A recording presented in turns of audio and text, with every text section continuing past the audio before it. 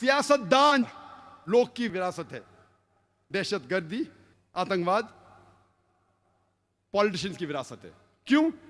क्योंकि जितने भी मैंने अटैक्स आपसे कहे और जितने भी आप जानते हैं जिसका मैंने तस्करा किया, उसके बाद चाहे 9/11 हो, चाहे अफगानिस्तान अटैक हो, चाहे इराक में अटैक हो, डायरेक्टली या इनडायरेक्टली इसके पीछे पॉलिटिशियंस है। आप तहकीक करेंगे ये सब जितने हमले हुए उसके पीछे डायरेक्ट या इनडायरेक्ट पॉलिटिशियंस का हाथ है। इसीलिए मैं कहता हूं कि आतंकवाद, दहशतगर्दी पॉलिटिशियंस की विरासत है। अंग्रेज ने हम पे हुकूमत किए। 60 साल पहले हमने अंग्रेज को निकाल दिया देश के। अंग्रेज, ब्रिटिश की पॉलिसी थी डिवाइड एंड रूल, तफरका पैदा करो और हुकूमत करो, डिवाइड एंड रूल। हमने अंग्रेज को तो देश के बाहर निकाल दिए, लेकिन हमारे पॉलिटिशियन ने अंग्रेज की विरासत ले ली और वो भी करते डिवाइड एंड रूल आज की तारीख में।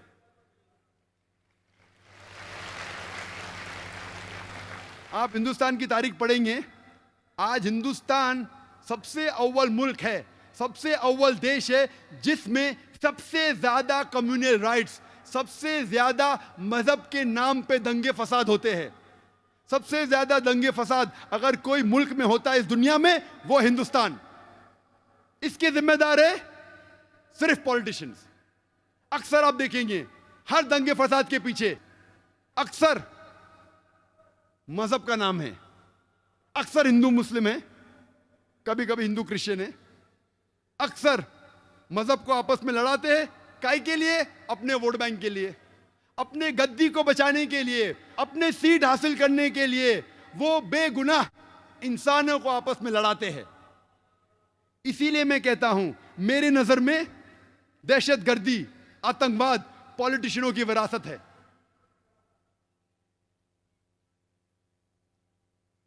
और इंडिया की मिसाल देने लगूं, उतना वक्त नहीं है। चंद अहम मिसाल कहूंगा मैं। पहले नंबर पे कि पॉलिटिशियन की कोई जात नहीं होती, चाहे कोई भी पॉलिटिशियन हो, American politician, UK politician, Indian politician, Hindu politician, Christian politician, Muslim politician.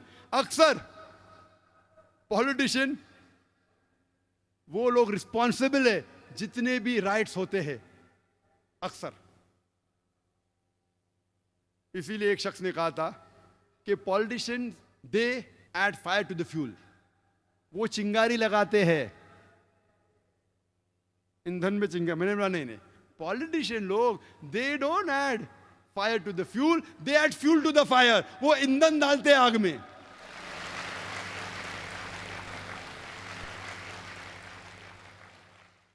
हमारी आजादी के बाद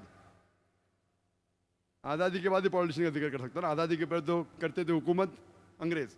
आजादी के बाद सबसे बड़ा दंगा फसाद जो हिंदुस्तान में हुआ वो था बाबरी मस्जिद का। बाबरी मस्जिद को सन 1980 के पहले कौन जानता था? मैं तो नहीं जानता था, कुछ लोग शायद जानते थे। आम हिंदुस्तानी जानता ही नहीं था बाबरी मस्जिद क्या है और राम जन्मभूमि की जगह क्या है। ना मुस्लिम जानता था, ना हिंदू जानता था। आम मुसलमान जानता ही नहीं था, आम हिंदू जानता ही नहीं था, आम हिंदुस्तानी नहीं जानता था। लेकिन इसको एक पॉलिटिकल प्लॉय बनाया गया पॉलिटिशियन वोट बैंक के लिए। सुप्रीम कोर्ट ने ऑर्डर पास किया था कि इस डिस्प्यूटेड साइट पे, इस इख्तिलाफी जगह पे कोई नहीं आना चाहिए। उसके बावजूद 6 दिसंबर सन 1992 में, 1992 में 6 दिसंबर में एक बड़ी गैदरिंग हुई उसी डिस्प्यूटेड साइट के ऊपर, बाबरी मस्जिद राम जन्मभूमि इश्यू की जगह पे। ऑर्डर था सुप्रीम कोर्ट का, सबसे हाईएस्ट अथॉरिटी इस मुल्क की, नो गैदरिंग। तो भी गैदरिंग हुई। कौन गैदरिंग किया? Opposite party of politicians, politicians in the opposite party. हुकूमत चाहती थी तो रोक सकती थी, आसानी है, पुलिस उसके पास है, हथियार था, आसानी, लेकिन नहीं रोका। क्यों नहीं रोका? ऑपोजिशन ने गैदरिंग की वोट बैंक के लिए, क्या मुझे वोट मिलेगा। पॉलिटिशियन जो पावर में थे, अगर मैं उनको रोकूंगा तो मेरा वोट बैंक जाएगा, तो जाने दिया, आन दो, नो प्रॉब्लम, आ जाओ, पीछे के रास्ते से आओ। लेकिन टेलीविजन पे दिख रहा था सुप्रीम कोर्ट का ऑर्डर, नो गैदरिंग। उसके बाद क्या होता है? हजारों की तादाद में, 10,000 से ज्यादा, हजारों, tens of thousands of people, lakhs of people, लाखों लोग इकट्ठा हुए सब जगह से, त्रिशूल लेके बाबरी मस्जिद को शहीद करते। कोई भी अक्लमंद इंसान क्या त्रिशूल और तलवार से बाबरी मस्जिद नीचे आ सकती है? सैकड़ों साल से इतनी मजबूत इमारत आ सकती है? बोलते स्पॉन्टेनियस रिएक्शन था, प्लानिंग नहीं थी। टेलीविजन पे लाइव दिख रहा है, लाइव दिखा रहे, लाइव टेलीकास्ट, लाइव मैच होता है ना, वैसा लाइव दिखा रहे थे। कितने चैनल दिख रहा था, ऑपोजिशन के पॉलिटिशियन बैठे उधर, हुकूमत बैठे पुलिस के सामने, और बाबरी मस्जिद नीचे आती। कैसा? बाय डायनामाइट, दिख रहा है। और बोलते कि स्पॉन्टेनियस रिएक्शन था। क्या स्पॉन्टेनियस? प्लानिंग थी। बम के जरिए बाबरी मस्जिद को शहीद किया जाता है। मुझे लगता है कि जॉर्ज बुश ने ये बाबरी मस्जिद डिमोलिशन को देख के उसको आइडिया आया होगा कि 9/11 न्यूयॉर्क ट्विन टावर को बम से गिराओ।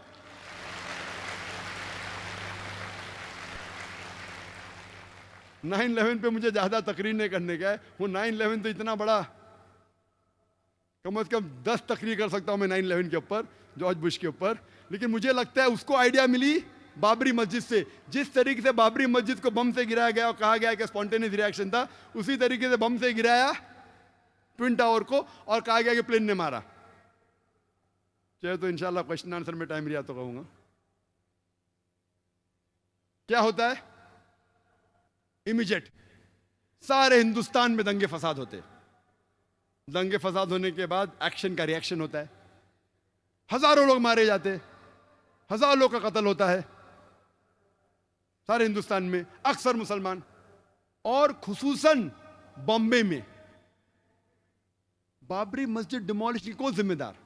कोई भी आम आदमी जिसको थोड़ी भी अकल है वो कहेगा नंबर 1 रिस्पॉन्सिबल, सबसे ज्यादा जिम्मेदार ऑपोजिशन पॉलिटिशियन जिनने गैदरिंग की सुप्रीम कोर्ट के खिलाफ।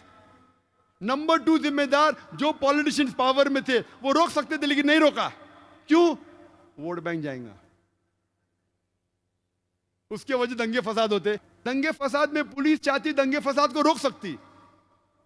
आप कोई भी सीनियर पुलिस ऑफिसर से पूछिए, मैं तो बहुत से पुलिस ऑफिसर से बात कर चुका हूं इधर और बाहर भी, कोई भी सीनियर पुलिस ऑफिसर से पूछिए, दंगे फसाद को रोकना तो आसान सी बात है। जैसा शुरू हुआ within a few hours, चंद घंटों में रोका जा सकता है। अगर कम पुलिस फोर्स है तो रिजर्व फोर्स को बुलाओ। टेररिस्ट अटैक्स को रोकना बहुत मुश्किल है। कुछ रोक सकते, सब नहीं। सब रोकना नामुमकिन है 100%। कुछ को रोक सकते। दंगे फसाद 100% रोकना आसान है अगर पुलिस फोर्स चाहे तो। लेकिन जो पुलिस चाहती भी रोकना नहीं रोक सकती थी। क्यों? क्योंकि उनको पॉलिटिशियन का दबाव था। पुलिस फोर्स तो फाइनली गवर्नमेंट के अंदर आती ना, होम मिनिस्टर के अंडर। वो पुलिस ऑफिसर चाहता भी था बेगुनाह मुसलमान का कत्ल ना हो, फिर भी कुछ नहीं कर सकता। क्यों? उसके सिर के ऊपर पॉलिटिशियन है। दंगे फसाद होते हैं बंबई में, 1500 मुसलमान का कत्ल होता है। मोर देन 90-95% जिनका कत्ल होता है मुसलमान होते हैं। 1800 से ज्यादा घायल होते हैं बॉम्बे राइट्स में। इवन पार्टीशन के वक्त भी बॉम्बे में इतना बड़ा दंगा फसाद है, और जिस तरीके से ये दंगे फसाद हुए, और पुलिस चाहती रोक सकती थी, नहीं रोकी। हजारों बेगुनाह लोग की कत्ल हुआ। थोड़ा पहले रिएक्शन था दिसंबर में, उसके बाद जनवरी में, एक हफ्ते बाद जो वापिस था, प्लान्ड था पूरा। It was planned, hand in glove. कौन जिम्मेदार है दंगे फसाद का? वही लोग। नंबर 1 ऑपोजिशन पॉलिटिशियन, जो लोग ने बाबरी मस्जिद में गैदरिंग की। नंबर 2 जो पॉलिटिशियन पावर में थे, उनने वो गैदरिंग को अलाउ किया, नहीं रोका वोट बैंक की वजह से। नंबर 3 आम जनता। आम जनता को बहकाया गया कि लूट मार करो। आम जनता, मेरे नजदीक इस हिंदुस्तान में आम हिंदुस्तानी, आम हिंदू, आम मुस्लिम एक दूसरे से मोहब्बत करता है। मेरे नजदीक, मेरे कई हिंदू दोस्त हैं। आम हिंदुस्तानी, आम हिंदू, मुसलमान एक दूसरे से मोहब्बत करते हैं। ये पॉलिटिशियन लोग चिंगारी लगाते हैं वोट बैंक के लिए, और बेगुनाह लोग को बहकाते हैं और उनके जरिए राइट्स करते हैं। हम आम जनता हिंदुस्तान की इन पॉलिटिशियन के बहकावे में नहीं आना चाहिए। नंबर 3, रिस्पॉन्सिबल आम जनता जो बेवकूफ बन जाती है। नंबर 4, पुलिस जो रोक सकती थी नहीं रोकी, जो लोग रोकना चाहते थे भी नहीं रोक सकते। क्यों? उनका ट्रांसफर हो जाएगा। जब इतने मुसलमान मरे तो गवर्नमेंट सोचने लगी अभी वोट बैंक मुस्लिम की जाएंगी, बड़ी छोटी है, तो क्या की, 1 जज कमीशन, श्री कृष्ण कमीशन को अपॉइंट किया। भाई डरो मत, जो भी जिम्मेदार है वो गिरफ्तार होंगे। और कायम करते 1 जज कमीशन श्री B.N. कृष्ण को, श्री B.N. श्री कृष्ण को श्री कृष्णा कमीशन। और मुझे कहना पड़ेगा बिलाशुबा कि जस्टिस श्री कृष्णा वो एक डिवाउट हिंदू है, हिंदू धर्म का पालन करते हैं, लेकिन साथ साथ वो एक जस्ट और अपराइट इंसान है।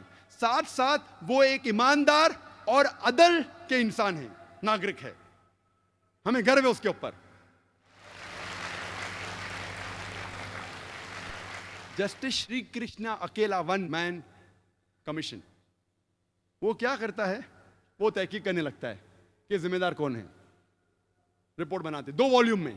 पहले वॉल्यूम में कहां कहां हमले हुए, क्यों हुए, क्या। दूसरे वॉल्यूम में कौन कौन जिम्मेदार थे। श्री कृष्णा कहते हैं, जस्टिस श्री कृष्ण, मैं नहीं कह रहा हूं, जस्टिस श्री कृष्णा कहते हैं कि ये राइट्स के जिम्मेदार, it was pre planned by the opposition politicians of Maharashtra. अपने रिपोर्ट में लिखते हैं नंबर 1 रिस्पॉन्सिबल शिवसेना बाल ठाकरे। मैं नहीं कह रहा हूं, श्री कृष्णा के, justice Shri Krishna. Number 2, the politicians in power, they could have stopped it. जो पॉलिटिशियंस पावर में थे वो रोक सकते थे, लेकिन नहीं रोका। नाम लिख के कहता है, माशाअल्लाह, गट्स है उसके पास, हिम्मत है उसके पास, जस्टिस श्री कृष्णा। मैं उसको कांग्रेचुलेट करता हूं, अकेला मैन। मैंने कोशिश किया कि आज उनको इस स्टेज के ऊपर चीफ गेस्ट जैसा बनाऊं, लेकिन मैंने दावत बहुत लेट दी। और कोई जस्टिस को भी कोशिश की, लेकिन लेट मुझे ध्यान आया कि एक को चीफ गेस्ट बना सकते थे। कई प्रोग्राम में काफी जस्टिस आ चुके हैं। वो लिखता है कि रूलिंग पार्टी शरद पवार भी रिस्पॉन्सिबल है। मैं नहीं कहता हूं, justice Shri Krishna. Defence minister और चीफ मिनिस्टर सुधाकर राव, वो भी रिस्पॉन्सिबल, नाम लेके लिख रहा है। मानना पड़ेगा उस शख्स को, दाद देता हूं मैं उसकी। अल्हम्दुलिल्लाह सुम्मा अल्हम्दुलिल्लाह, अल्लाह उसकी हिफाजत करे, गट से उसमें। वो लिखता है ऑपोजिशन पार्टी पहली रिस्पॉन्सिबल, लोकल महाराष्ट्र गवर्नमेंट की, रूलिंग पार्टी नेक्स्ट रिस्पॉन्सिबल, उसके बाद police force which was hand in glove responsible. नाम ले रहा है पुलिस ऑफिसर का, नाम लेके 26 पुलिस स्टेशन जो बॉम्बे के ज्यूरिडिक्शन में, वो जाके साल भर नोट करते रहा, अकेला शख्स। नाम लेके कमिश्नर, जॉइंट कमिश्नर, नाम भी लिया, त्यागी दैट टाइम जॉइंट कमिश्नर क्या था उस टाइम, नाम लेके पुलिस ऑफिसर के, रिस्पॉन्सिबल रिस्पॉन्सिबल। कहता है शुरुआत हुई बाबरी मस्जिद से, एल के अडवाणी का नाम भी अंदर है, एल के अडवाणी, बाबरी मस्जिद, नाम लेते हुए। मैं तहकीक किया, लेकिन फिर पता चला ये शख्स जस्टिस B.N. श्री कृष्णा, हिम्मत है उसमें, नाम लेते हुए। तो हम जानते हैं ये वजह कि इसके जिम्मेदार नंबर 1 है पॉलिटिशियंस। इसीलिए हम मुसलमान को इंडियन जुडिशरी सिस्टम पे गर्व है, हमें फख्र है इंडियन जुडिशरी सिस्टम पे। हो सकता है कि पॉलिटिशियन हमें छोड़ देंगे, एक आम जो हिंदुस्तानी है, खुसूसन हम मुस्लिम, हम मुसलमान, चाहे पॉलिटिशियन हमें धोखा देंगे, चाहे कई बार पुलिस धोखा देंगी, लेकिन इंडियन जुडिशरी सिस्टम पे हमें गर्व है। और हम दुआ करते हैं अल्लाह से, क्या ये जुडिशरी सिस्टम को पॉलिटिशियन की भनक ना लगे, वरना खुदा इस देश को बचा सकता है। बॉम्बे राइट्स के बाद जो दिसंबर 92 में हुआ था और जनवरी 93 में। 2 महीने बाद 12 मार्च 1993 में होता है बॉम्बे में सीरियल बॉम्ब ब्लास्ट। 13 बॉम्ब फूटते हैं, 13 बॉम्ब धमाके होते हैं बॉम्बे में, जिसमें 250 से ज्यादा इंसानों का कत्ल होता है और हजारों लोग इसमें घायल होते हैं। उस टाइम कहना था, हो सकता है कि बॉम्ब ब्लास्ट मुसलमानों ने किया था। 2 साल पहले जब तकरीर की थी, उसके चंद दिन बाद ये वर्डिक्ट आने वाला था। ये जो केस चल रहा था बॉम्बे बॉम्ब ब्लास्ट 93 का, जब तकरीर की थी उस टाइम केस का जजमेंट नहीं आया था। जस्टिस श्री कृष्णा कहते हैं कि ये bomb blast was a reaction, और ये बॉम्ब ब्लास्ट के पहले और राइट्स के बाद जनवरी फरवरी 1993 में माहौल बम्बई में मुसलमान के लिए बहुत गंभीर था। जब आम मुस्लिम सड़कों पे चलते थे, जब वो ट्रेन में ट्रैवल करते थे, सफर करते थे, बस में जाते थे, लोग उन्हें घूरते थे, उनको ताने मारते थे। मुसलमान का सड़कों पे निकलना मुश्किल हो गया।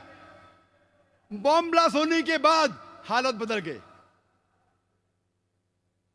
हर मुसलमान जानता है कि बेगुनाह इंसान की जान लेना गलत है।